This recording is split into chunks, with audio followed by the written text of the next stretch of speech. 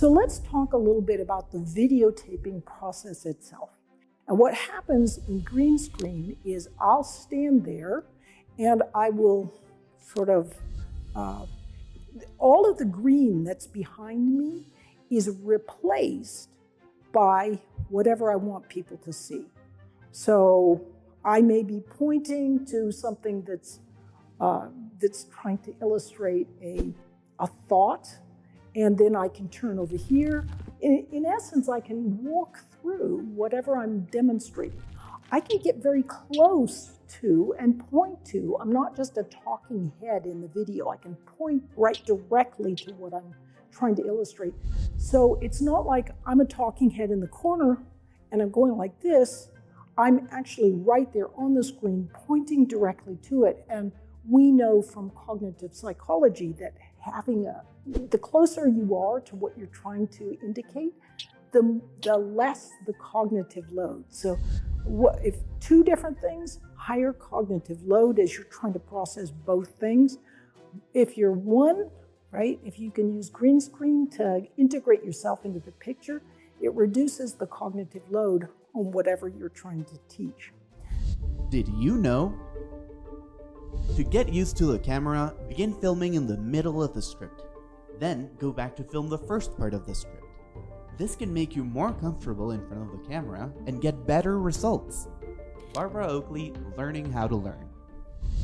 Now, a few insights for green screen. Again, I knew nothing about how to do green screen, and I'm sure it could be done better. But the way I learned how to do it was I went online, I searched out how do you do green screen, got a few little instructional videos on how do you do green screen, used that to set up the green screen studio. I also set up the lighting conventionally, and I knew nothing about lighting, so I got some little videos online about how do you set up lighting. I didn't really understand that green screen actually needs a bit more by way of lighting than a conventional studio needs. So instead of 3 lights, you might light 4 lights or something like that. But the reason for that is you want to, if you're moving your hands on green screen, and I was like this, for example, when I move my hand, this green can show up behind your fingers. And so if you set it on your camera on a high shutter speed, what that will do is that will make it so that you can move your hands and it won't show with this weird, funny green. But I only found that out afterwards, so it's not going to kill you if you don't have it on high shutter speed. Another little trick is when you're adjusting your cameras to begin with, you want to adjust in the focus, and focus is really important for green screen. And so adjust it in as well as you can, and then once you're focused as well as you can, put it on magnify and look at the corner of the person's eye where there are little cracks and wrinkles, at least if they're older like me, right? And so you then focus in, and once you've got a good focus with that, then flip it back out and you've got really good focus. If you walk away for half an hour or something, that focus can go out. So don't just think that once I've got it focused, I'm in good shape. You kind of have to keep careful eye on focus.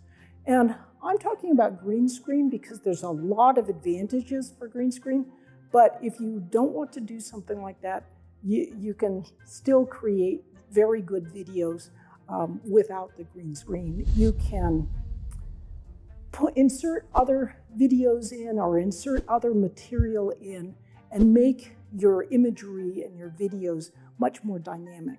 Notice how I use my hands to gesticulate. It turns out that when I'm using my hands to demonstrate some concept, so I'm saying, oh, and then the heat flows out of here and comes over here, then your mirror neurons, as you're watching in your brain, are firing in a similar fashion to my very neurons that are moving my hands. Because your mirror neurons are firing, you're simulating the motion, and it helps you to understand what I'm saying. So gesticulation and catching sort of from the waist up is important. You don't want to just have the headshots all the time. That can make it sort of not so good. Think fast. How many lights are recommended to film a video? A, 4. B, 3. C, 5. Correct answer, A, 4. You'll also see there's a very simple background on my video, or on this video that you're going to be seeing here. And I have often received surprising comments from people. They'll say, I love the fact that your background was very simple. It wasn't busy, and it kept me, it allowed me to focus on you. So thank you so much for your attention today, and I hope this might have been a little bit valuable for you.